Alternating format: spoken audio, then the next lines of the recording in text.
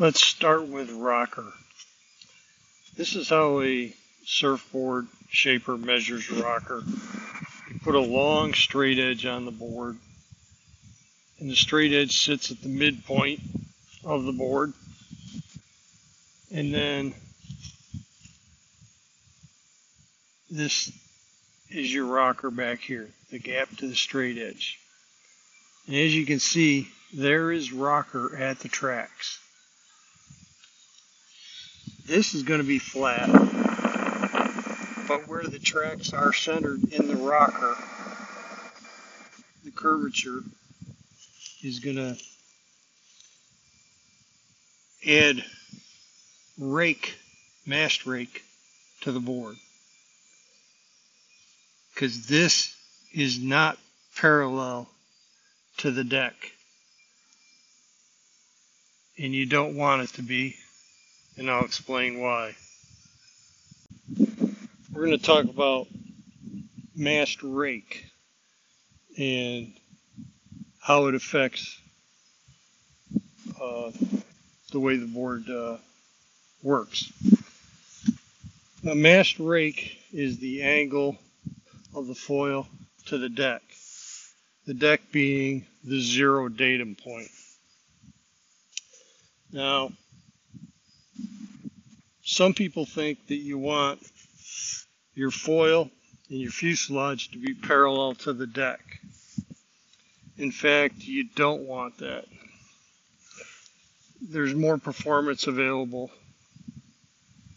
if you have rake. And that's why boards have rocker where the mast track is. And I'm going to exaggerate this and make it look extreme so that you can understand. So if the foil is mounted in the rocker to an extreme level, let's say this is just to help you understand. Say the foil is mounted like this. Your board is nose up. When you're on the surface plowing water, almost everyone is slightly nose high, slightly tail down, so that your nose doesn't submerge. You keep your nose above water, and you plow slightly nose up. Not as much as I'm showing you here, but you get the idea. If your foil is now straight with the board slightly nose up, as you're plowing, there's going to be less drag because the foil is going to be at an efficient straight angle to the surface of the water, and it's going to accelerate quickly. If this is level to the plane of your foil and you're sinking the tail, then your foil is going to be pointing up at the sky like this, and it's going to be hard to accelerate. And when you do get a big enough gust for it to fly, it's going to launch you and you're going to wheelie on takeoff. You don't want to wheelie on takeoff. And if you were to ever buy an adjustable base plate shim pack where you can try a variety of angles, you'll see a massive change in the performance of the takeoff. When you get that angle right, the right amount of nose up, in other words, it's in the rocker where it's adding natural rake right from the manufacturer, the takeoff is effortless. With these downwind boards and foils being very far forward, the foil tends to be mounted more forward in the rocker where there's less natural rake built in than if the track was way back here where there's more rocker in the board and you naturally have more of this action going on. Now you might say, well, that's great for takeoff, but what happens once you're up and foiling and going fast? Well, today foils are much thinner, much faster, and you actually find yourself riding nose down if it didn't have some rake in it. If the foil wasn't mounted in the rocker. If this is parallel to the foil, when you're going fast, you're going to be riding nose down. So by having the foil mounted in the rocker, it's better at takeoff, and then when you're going fast, the board will actually be level instead of nose down. And there's another interesting point about it being critical that you have your feet level and that you not be riding nose down, because a 1 degree change in deck angle is 10 millimeters difference in height between your front and your rear foot. That's the equivalent of this right here. So it's like foiling with one shoe on and one shoe off.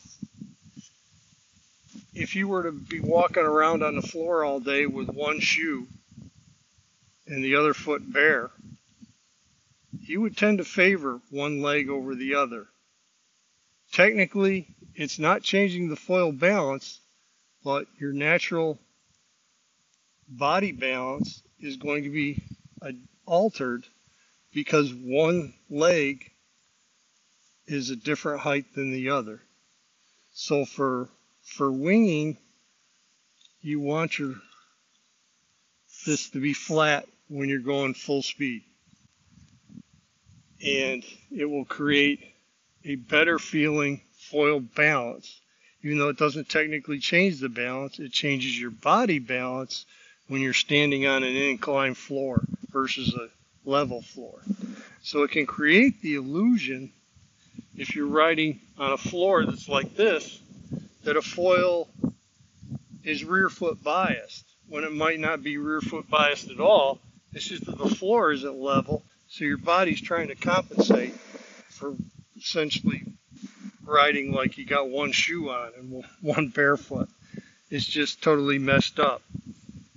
And so it's important that when you're at full speed, your deck is level, and then when you start making tuning adjustments to your foil where it is in the tracks, you're making true adjustments, tails, etc. Now, if the rocker where the tracks are on your board doesn't give you a flat deck when you're full speed on your foil, you add shims. And there are many companies making shims.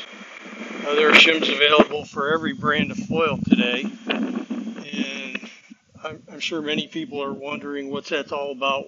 Why do I even need that? Well, this is why you would want to do it, because once you understand how all this works and you become very finicky about everything, feeling as flawless as possible, you start experimenting with shims if it doesn't. And when you get it right, it's magical.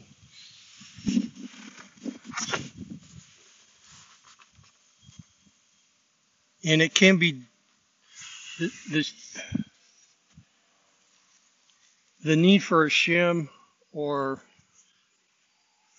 the flat deck scenario can be different for winging than it is for prone surfing. And I think that is because of the speeds. With winging, you can be going full tilt boogie upwind for long periods of time, and you don't want to be riding like this, where with prone surfing, you probably spend a fair amount of time pumping versus just going full tilt boogie, and it may not be as big a deal for a prone surfer. And I have heard from one dock start expert that he actually prefers his front foot lower for dock start pumping. I'm not a dock starter, so I can't begin to understand that, but I do understand winging very well, and why you absolutely want to tune your kit for a flat deck at full tilt. So I want to show you how I measure my mast rake, and then you'll be able to measure your mast rake. I'm using code foils, so if you want, this will tell you what I'm running for code, and it should be the same for your board if you're running code foils. You want to set up a flat surface that's level. I'm using sawhorses, shim the legs so that you get this level, and then that is your plane to set the deck pad on.